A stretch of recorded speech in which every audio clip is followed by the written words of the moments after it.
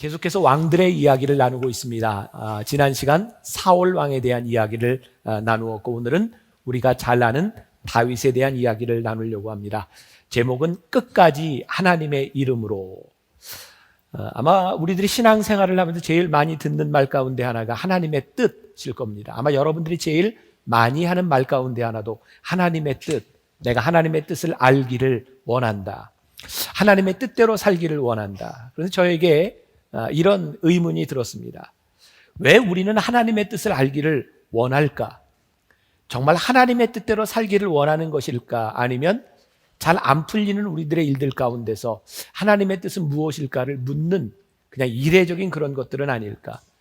사실 하나님의 뜻을 묻는다고 하는 것은 우리들의 삶의 주도권, 주인이 누구인지, 왕이 누구인지를 분명하게 보여주는 것이기도 합니다. 우리들이 흔히 이야기하는 일이 잘 풀린다, 잘 풀리네, 이런 말을 할 때 여러분들은 이것이 정말 하나님의 뜻대로 되는 것을 의미하는 것인지, 아니면 내 일이 잘 풀리는 것을 의미하는 것인지, 이런 것도 한번 생각해 볼 필요가 있지 않을까. 하나님의 뜻대로 산다고 하는 것을 두 가지 측면에서 생각해 봅니다. 하나는 하나님이 허락하시는 뜻이 있고, 또 하나는 하나님이 주관하시는 뜻이 있습니다. 여러분 잘 구별해야 됩니다. 하나님이 허락하시는 뜻이 있고 하나님이 주관하시는 뜻이 있다. 하나님이 허락하는 뜻이라고 하는 것은 하나님의 뜻을 우리들이 우겨서 얻는 경우를 의미합니다. 여러분들이 하고 싶은 일들이 참 많이 있습니다. 여러분들이 악을 행하려고 하는 것이 아니라 여러분들이 하고 싶은 일, 그래서 하나님께 때를 쓰며 기도합니다. 하나님, 이거 좀 들어주세요. 근데 얘는 당최 안 들어주면 기도가 끝나지를 않아요. 그래서 하나님이 들어주실 때가 있습니다. 여러분, 흔히 남녀 간에 결혼을 하는데 내가 정말 결혼하고 싶은 사람 때문에, 그것이 하나님의 뜻이라기보다는 내가 결혼하고 싶어서 하나님 결혼하게 해주세요, 결혼합니다. 근데 하나님의 뜻대로 하지 않는 결혼들은 그 대가를 많이 치릅니다. 어려움을 당하게 됩니다. 언젠가 저희 아이가 한번 그런 이야기를 했습니다. 아빠, 엄마, 저 어렸을 때 좀 때려서라도 피아노를 좀 가르치지 왜 안 가르치셨어요? 그때는 아무리 하라고 해도 안 하더라고요. 근데 이놈이 배우면 좋은 거 아는데 왜 안 가르쳐 줬냐고 이야기를 합니다.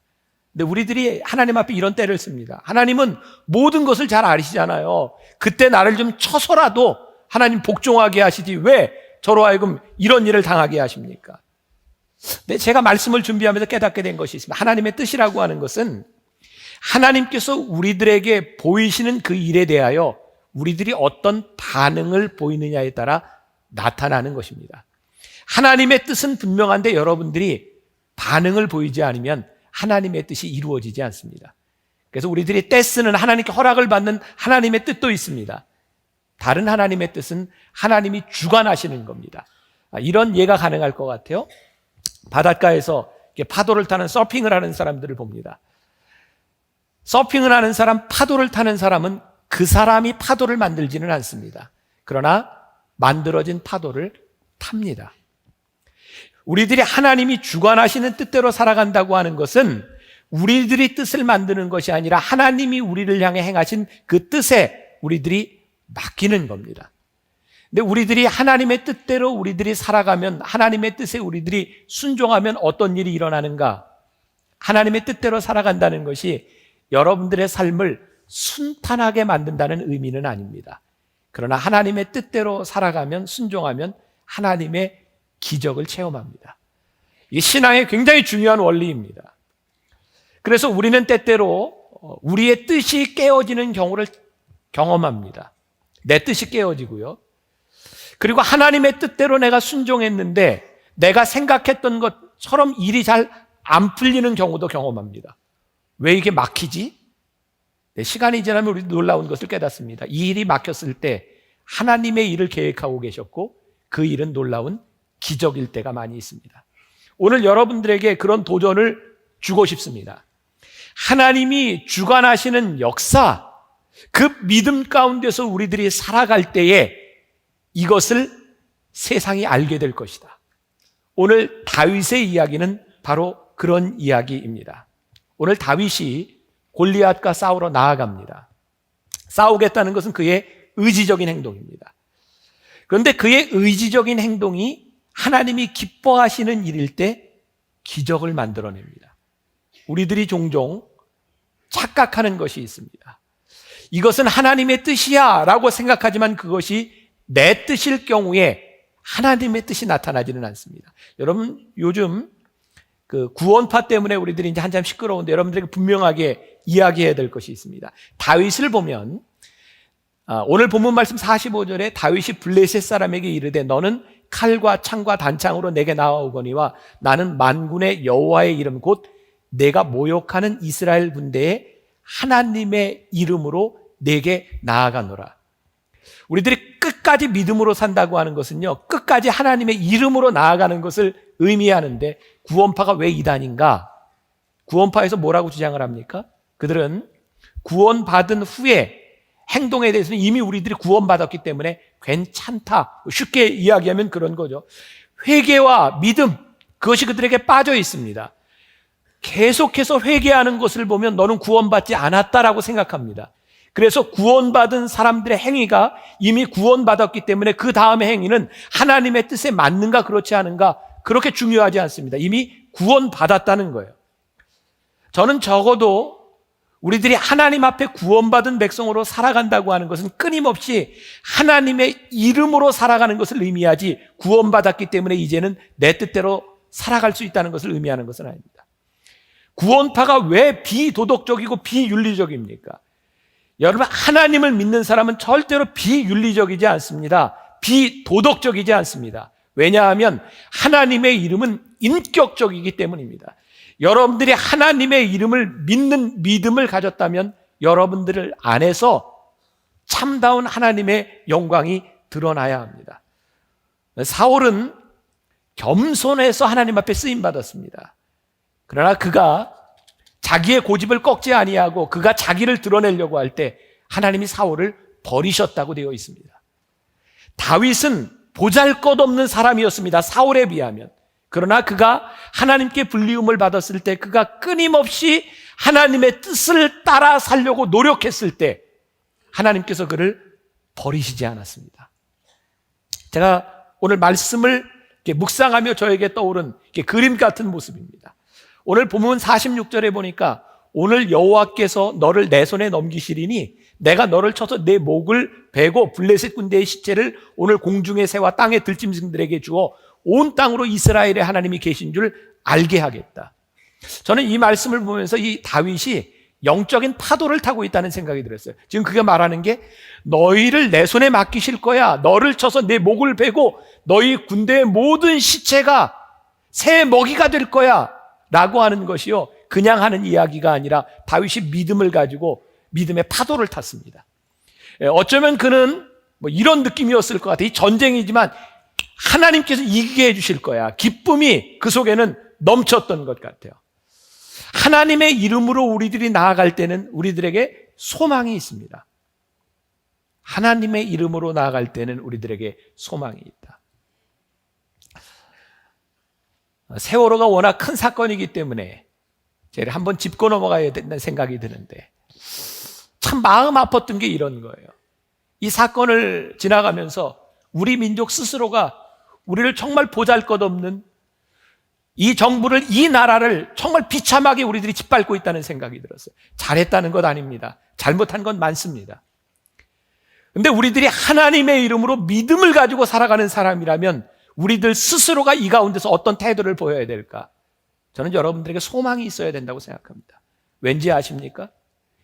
이 나라와 이 민족이 가장 힘들었던 때 구한 말에 이 쓰러져가는 이 민족 가운데 하나님이 믿음의 사람을 세우셔서 이 민족을 바꾸시고 여기까지 인도하셨던 것처럼 희망이 없는 것 같고 소망이 없는 것 같은 이 세상 가운데 하나님의 사람을 세우시면 여기에 소망이 있다고 선포할 수 있고, 이 나라와 이 민족이 그렇게 찌질이 같은 민족이 아니라 하나님이 우리와 함께 하시면 세우실 나라를 바라볼 수 있는 소망을 이야기할 때 우리들이 믿음 있는 사람이 아니겠는가? 우리가 잘했다는 것이 아닙니다. 못했음에도 불구하고 우리가 믿음이 있으므로 우리들에게 소망이 있는가? 몇 달 전 우리나라 대통령이 통일에 대해 이야기하면서 대박이라는 표현을 썼습니다. 그것 때문에 많은 논쟁들이 있었어요. 뭐 통일이 로또냐, 뭐 이런 이야기들. 통일은요, 대박이 되기 위해서는 통일을 준비하지 않으면 절대로 대박되지 않습니다. 우리가 믿음을 착각하는 것이 있습니다. 믿음은 대박이야. 우리는 그동안 그런 설교를 너무 많이 들었습니다. 믿으면 돼. 믿음대로 돼. 그래서 믿으면 뭔가 대박이 터지는 것처럼 생각했습니다. 그런데 제가 하나님의 말씀 앞에 정말 진지하게 물었을 때 믿음은 그런 대박이 아닙니다. 믿음은 여러분들이 믿기 때문에 이루어지는 것이 아니라, 여러분들의 믿음이 이루어지는 것이 아니라 그 믿음이 하나님 앞에 올바로 서 있을 때, 그리고 그 믿음으로 여러분들이 무엇을 하느냐에 따라 이루어지는 것이지, 여러분들이 믿는 대로 다 이루어지는 것이 아닙니다. 죄송합니다. 제가 요즘 또 이상한 거 배우고 있어요. 스피드 스케이팅. 얼마나 재밌는지 몰라요. 빙상장에. 참 너무 재밌어요. 근데 제가 속으로, 나는 목사니까 믿음이 있으니까 나는 잘 탈 거야. 나는 내일 가면 무지무지하게 잘 탈 거야. 타지겠습니까? 연습해야 합니다. 연습해야 합니다. 근데 우리가 믿음을 그렇게 생각한다니까요. 내가 하나님을 믿으니까, 내가 믿으면서 기도하니까 이건 될 거야. 믿음은 그런 게 아니라는 말씀입니다. 오늘 다윗을 통해서 우리들이 깨달아 알아야 되는 것이 있습니다. 다윗의 승리는 그가 알고 있었던 믿음을 선포했을 뿐만 아니라 그는 믿음의 삶을 살며 준비한 사람이었습니다. 저는 믿음을 인격이라고 여러분들에게 정의한 적이 있습니다. 여러분들이 믿음을 가진다면 그 믿음대로 살아갈 때 잘못되지 않는 이유는 믿음이 인격이기 때문에, 하나님의 말씀에 우리들이 어긋나지 않는 인격을 살아가기 때문에 그 믿음이 우리들에게 기적을 일으키는 것이지, 여러분들이 소원하는 것이 믿음이라고 착각하지 말라는 겁니다. 구원파가 잘못된 게 무엇입니까? 믿는 사람끼리 돈 거래하지 말라 그랬습니다. 근데 그들은 교회가 비즈니스가 돼버렸습니다. 잘못된 겁니다. 여러분, 교회에서 신앙생활하면서 여러분들의 상처를 받고 하나님을 원망하지 마십시오. 왜 교회에서 돈 거래하며 여러분들 상처받습니까? 성경에서 여러분들 돈 거래하지 말라 그랬어요. 돈을 꾸지도 꾸어주지도 마십시오. 여러분들이 줄 수 있으면 베풀고 주는 것이 성경적입니다. 근데 왜 교회 안에서 돈 거래를 하고 여러분 상처를 받습니까? 그리고 믿음이 무너진 것처럼? 아니요, 여러분들의 생활이 무너졌을 뿐입니다. 교회 안에서 하나님을 믿으면서 왜 사람 때문에 상처를 받고 하나님을 비난합니까? 이 안에 있는 어떤 누구도 믿음의 대상이 되지 못합니다. 우리는 허물을 덮어줘야 되는 사람들인데, 우리는 그 사람을 믿으며 우리들이 잘못된 믿음을 가지고 살아갑니다. 성경에서 우리들에게 이렇게 얘기합니다. 쉬지 말고 기도해라. 이게 무슨 말일까요? 우리는 그동안 믿음 있는 사람, 기도 많이 하는 사람, 근데 아무리 기도를 많이 한다고 그 사람이 쉬지 않고 기도할 수 있겠습니까? 저는 말씀을 묵상하면서 이런 생각을 해요. 쉬지 말고 기도하라고 하는 말씀은 내가 하나님과 함께 호흡하라고 하는 말입니다. 그러니까 우리들은 기도의 시간으로 저 사람이 철야도 많이 하고 뭐 작정 기도도 많이 하고 금식도 많이 하니까 믿음이 좋은 사람이라고 생각했을지 모르지만, 그것이 하나님과 함께 호흡하는 믿음이 아니었다면 그 기도의 시간들은 자기의 노력일 뿐입니다. 여러분 오해하지 마세요. 제가 여러분들의 기도가 무가치하다는 것이 아닙니다. 여러분들의 기도가 인격적으로 하나님 앞에 올바로 서 있을 때 그 기도가 기적을 이루는 것입니다. 그런데 기도 자체가 우리들의 욕심을 떠나지 않는 한 그것은 믿음의 기도가 아닙니다. 자, 오늘 다윗을 보세요. 우리의 기준에 의하면 다윗은 그렇게 믿음 있는 사람처럼 보이지 않습니다. 어디 오늘 말씀에 다윗이 골리앗하고 나가 싸울 때 다윗이 부흥에 참석했다가 가슴이 뜨거워지더니 뭐 물맷돌을 들었다, 이런 말씀 없습니다. 다윗이 금양로 금요 철야에 참석했다가 은혜를 받고 능력이 생겨서 나갔더라, 이런 구절 없습니다. 어디에도 다윗이 예배에 참석해서 힘을 얻었다, 기도를 많이 해서 힘을 얻었다, 이런 구절이 없습니다. 다윗에게 중요했던 것은 그가 지금 서 있는 곳에서 여호와 하나님의 임재를 선포했다는 겁니다. 어떻게? 지금 우리가 싸우고 있는 이 전쟁은 여호와께 속한 것인즉 하나님께서 하시면 내가 이길 것이라고 하는 그 임재를 선포하는 그 전쟁터가 다윗에게는 예배의 장소였습니다. 오늘 여러분들의 이 예배의 장소는요, 오늘 예배가 여러분들에게 믿음의 선포가 되기 위해서는 이곳에서 하나님의 임재를 여러분들이 선포할 때입니다. 하나님의 임재가 아닌 여러분들의 욕심을 주장하는 한 이 예배는 믿음의 예배가 될 수 없습니다. 자, 맹목적인 믿음이 믿음은 아니다. 이해가 되셨어요? 자, 성경을 우리들이 조금 더 좀 진지하게 볼 필요가 있다. 오늘 말씀해 보면 우리들이 너무 쉽게 생각할 수 있는 것이 있습니다. 다윗이 물맷돌을 들고 나가서 골리앗에게 이렇게 던졌더니 골리앗이 넘어져서 죽고 목을 잘라서 이겼다. 얼마나 동화틱하고 낭만적인지 몰라요. 근데 우리들이 조금 더 생각해 봅시다. 사무엘상 17장 4절부터 7절까지의 골리앗에 대해서 묘사를 하고 있는데 그는 키가 2m 93 정도, 그가 두른 갑옷 57kg, 그가 들은 창 7kg 정도 됩니다. 이스라엘의 왕이었던 사울이 다른 사람보다 이 목이 하나 어깨가 더 큰 사람이었는데 그도 골리앗에게 상대가 되지 않는 사람이었습니다. 골리앗을 향해 나간 다윗의 믿음 때문에 골리앗을 싸워서 이겼다. 이건 너무 단편적이고 낭만적인 해석인 것 같습니다. 다윗은요, 믿음만을 가지고 나아간 것이 아니라 그의 믿음에 적합한 실력이 있었습니다. 저는 올림픽 경기를 보며 정말 정말 신기하다 싶은 게 양궁입니다. 50m, 70m? 여러분 신기하잖아요. 이 골드에 맞히는 거. 근데 게다가 가끔 나오는 일이지만 골드 가운데 그 카메라 꽂아놓은 데 딱 맞기도 합니다. 세상에. 근데 그 우승하려면 그 골드에 50% 이상 맞아야 됩니다. 여러분 이게 얼마나 가능한 일이라고 생각하십니까?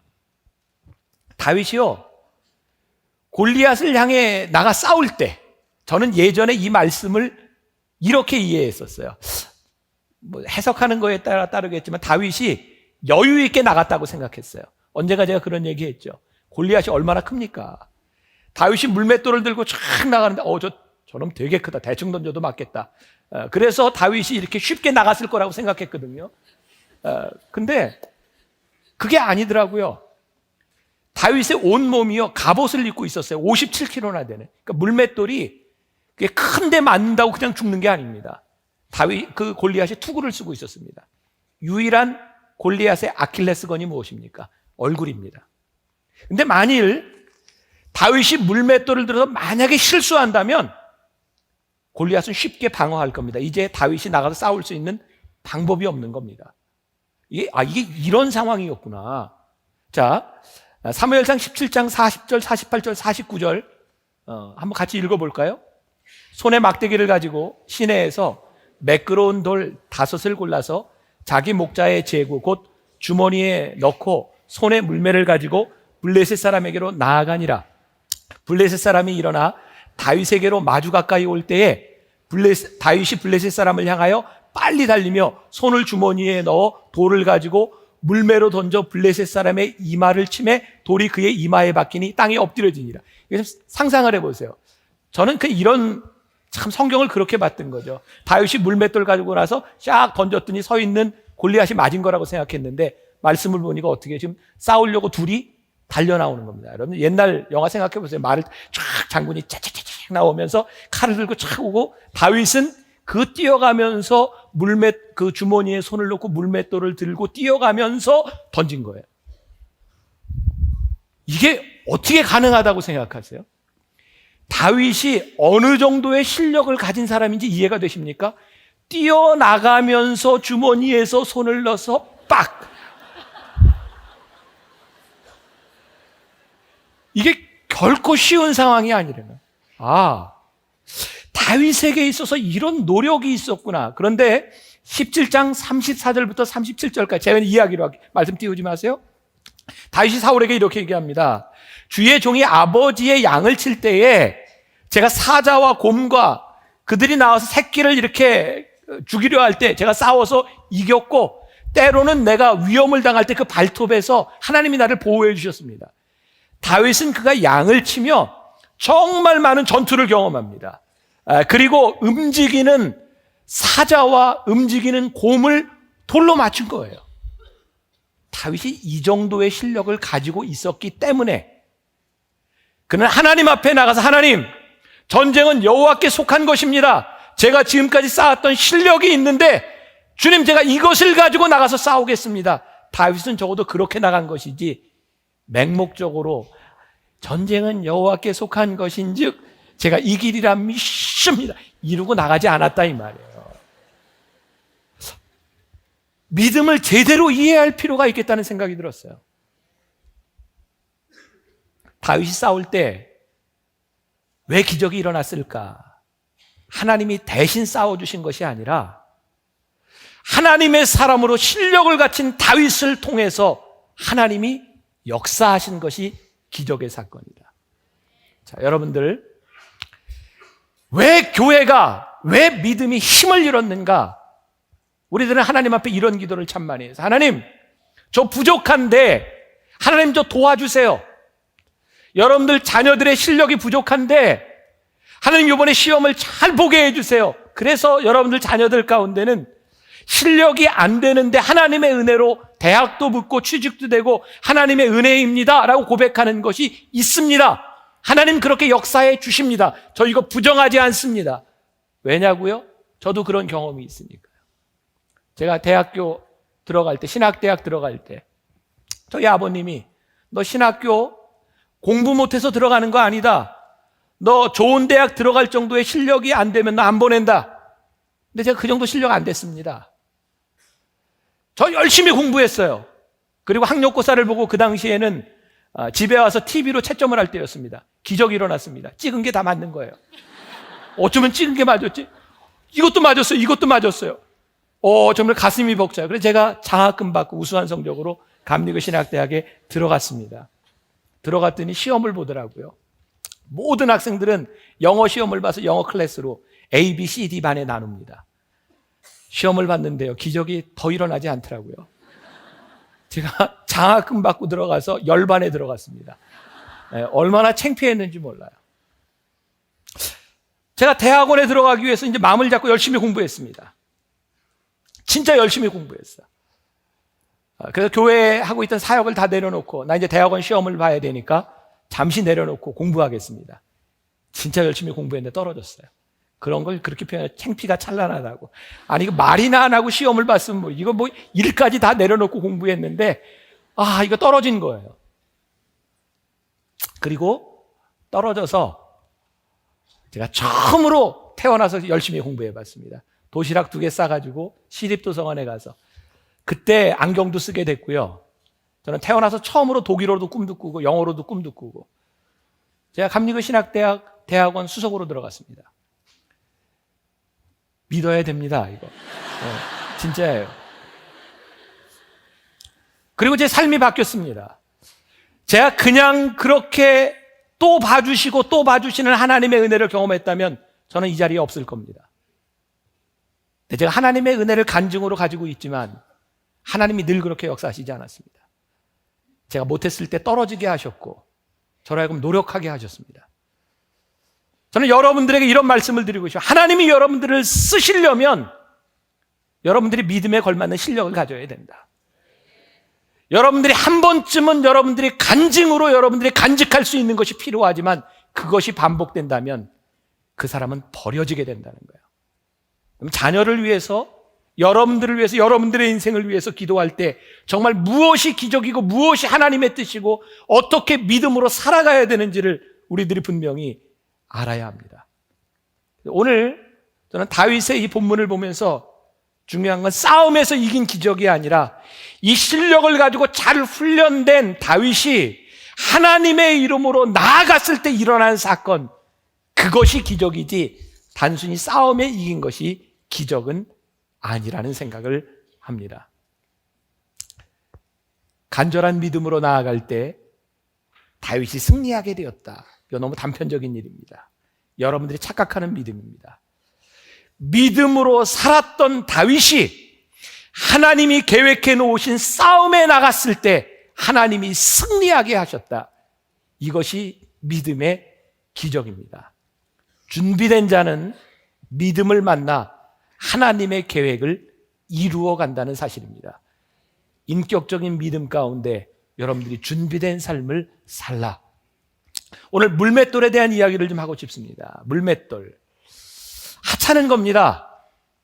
하나님의 도구로 쓰임받을 때 이 물맷돌이 얼마나 크게 성경에서 부각되는지 몰라요. 여러분, 우리가 아무리 준비한다고 해도 여러분들이 실력 가지고 뭐가 되겠습니까? 제 말씀을 오해하지 마세요. 우리들이 실력을 갖춰야 된다라고 하는 것은 하나님께 쓰임을 받는데 필요한 한 부분이지 우리의 실력을 가지고 하나님이 쓰시는 것은 아닙니다. 우리의 실력이라고 하는 것, 하나님 앞에 보면 물맷돌 하나밖에 되지 않을지 모릅니다. 중요한 것은 우리들이 가지고 있는 어쩌면 하찮은 것일지 모르지만 전쟁은 하나님께 속한 것인즉 내가 준비한 것이 하나님 앞에 쓰임받을 수 있는 믿음입니다. 골리앗이 가지고 있었던 칼, 그는 이스라엘 백성을 위협하는 칼이었지만 다윗의 손에 들렸을 때 그 칼은 골리앗의 목을 자릅니다. 제가 지난주에 여러분들에게 소개해드렸던 김범곤 목사님이 쓴 그 노숙자들의 그 이야기를 담은 그 책에 보면 이런 이야기가 나옵니다. 노숙자들을 섬기는 일로 이렇게 밥을 하고 이런 바퍼 사역을 하는데 이제 알코올 중독자에서 삶에서 이렇게 돌아온 사람들이 그 일을 돕습니다. 그런데 트럭을 타고 가다가 너무 노후된 트럭이 사고로 사람이 죽을 뻔합니다. 하나님께 기도합니다. 하나님, 트럭을 좀 주세요. 근데 기적 같은 일이 일어났습니다. 땡땡땡 양담배 회사에서 차와 트럭과 승합차를 쓰라고 준 겁니다. 여기서 문제가 생겼어요, 사람들이. 우리가 술도 끊고 담배도 끊고 새 생활 하겠다고 온 사람들인데 양담배 회사에서 준 차를 쓰는 것이 옳으냐 그러냐. 그때 이 목사님이 기도했답니다. 하나님, 어떻게 해야 할까요? 그때 하나님께서 이 골리앗의 이야기를 생각나게 하셨고 골리앗의 손에 칼이 들려있을 때와 다윗의 손에 칼이 들려있을 때가 쓰임이 다르지 않느냐? 땡땡땡 양담배 회사에서 보낸 그것을 너희들이 거룩하게 써라. 그래서 그걸 가지고 사역을 하기 시작합니다. 자, 제가 오늘 새벽에 어머니 기도에 기도하면서 하나님이 저에게 주셨던 마음입니다. 우리들에게는 두 가지가 있다. 세상적인 것을 거룩하게 만드는 것이 있고 믿음을 세상적으로 타락하게 만드는 일이 있다. 오늘 여러분들에게 제가 주는 도전입니다. 여러분들은 지금 믿음을 가지고 하나님을 믿는다고 하면서 여러분들의 욕심으로 그 믿음을 세속적으로 만들어 버렸는가? 아니면 세상적으로 살던 여러분들이 믿음을 가지고 세상 것을 거룩하게 만들었는가? 저희 교회는 특징적인 게 있습니다. 어떤 정치인 후보들이 와도 저에게 소개를 안 합니다. 왜냐하면 교회는 정치하는 곳이 아니기 때문입니다. 이번에도 도지사 후보가 계속 연락이 옵니다.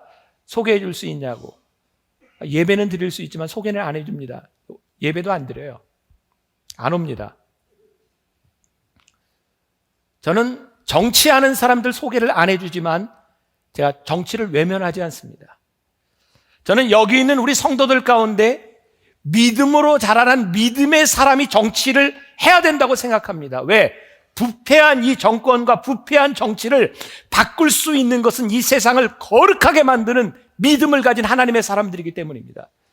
전 여러분들의 자녀들 가운데, 여러분들 가운데 이 세상 정치를 거룩하게 만드는 사람이 나와야 할 줄 믿습니다. 저는 돈을 도외시하지 않습니다. 이 경제계, 지금 이 세월호 사건에 있었던 이런 부패한 고리들, 이 세상의 부패한 것을 고칠 수 있는 사람이 누구입니까? 하나님의 믿음을 가진 사람들이 나와서 이 경제계도 바꾸어 놓아야 되지 않겠습니까? 우리가 패배자로 살아가는 것이 아니라 하나님의 믿음을 가진 실력자들이 하나님의 계획 속에 들어가서 이 세상을 거룩하게 만들어 놓는 것, 그것이 하나님의 이름으로 살아가는 사람이 아니겠습니까? 오늘 제가 말씀의 제목을 끝까지 하나님의 이름으로 라고 지었습니다. 제가 이렇게 이야기를 하지만 저와 여러분들이 얼마나 부족한 사람이라는 것을 잘 압니다. 다윗을 보며 그는 정말 치명적인 실수를 저지르고 그러니까 치명적인 죄를 짓지만 그러니까 끝까지 하나님의 이름을 붙듭니다. 사울이 하나님 앞에 불리움을 받을 만한 위대한 사람이었지만 그가 하나님의 이름을 붙들지 못함으로 버림받았던 것하고는 달리 다윗은 치명적인 약점 가운데도 하나님의 이름을 끝까지 붙들고 쓰임받습니다. 이게 여러분들과 저에게 소망이 아니겠습니까? 우리들이 끝까지 하나님의 이름을 붙들고 나아갈 수 있는 것.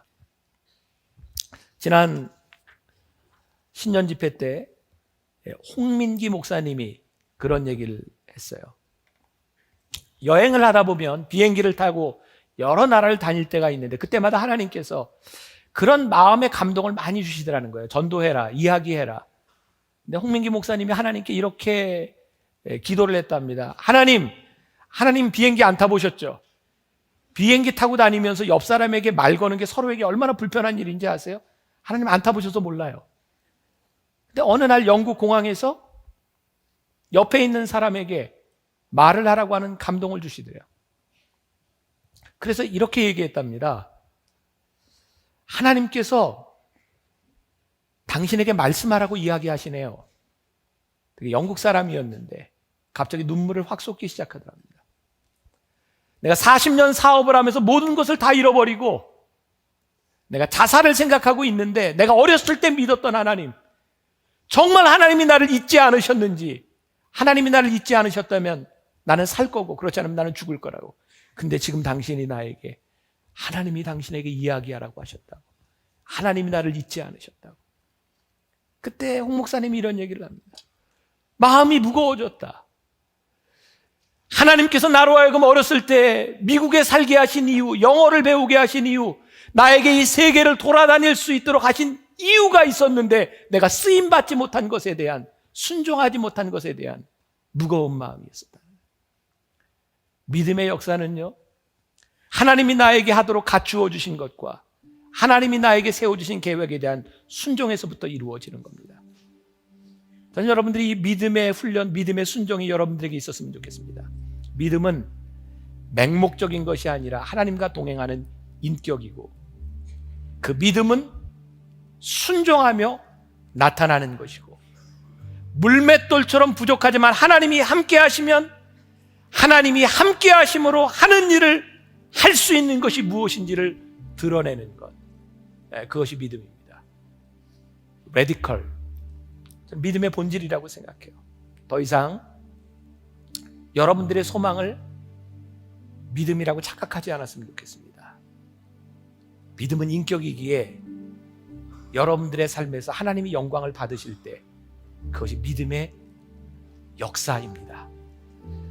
믿는 것으로 끝나지 말고 믿기 때문에 움직이고 실천하고 사셔야 합니다. 그래야 하나님의 기적을 우리들이 보게 될 것이기 때문입니다.